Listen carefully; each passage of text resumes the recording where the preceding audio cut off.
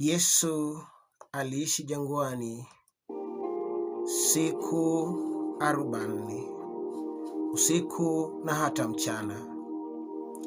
Yesu alifunga asile wala asinywe, akimuomba Baba Mungu. Yesu hakuwa na nguvu za kimwili, ila alipokea nguvu kutoka kwa Roho Mtakatifu,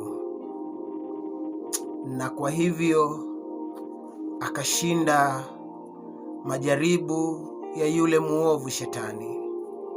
Ingalikuwa ni kwa mwili, ingalikuwa ni kwa damu na nyama, asingaliweza kushinda, ila kwa nguvu za Roho Mtakatifu Yesu alishinda. Nami na wewe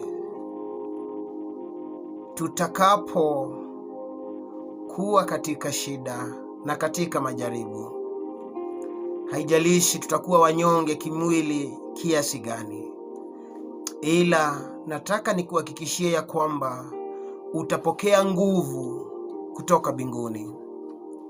Utapokea nguvu kutoka kwa Mungu Baba pindi tu Roho Mtakatifu atakapotua juu yako. Nguvu mpya utapokea, majaribu utayashinda katika jina la Kristo Yesu. Haleluya. Haleluya.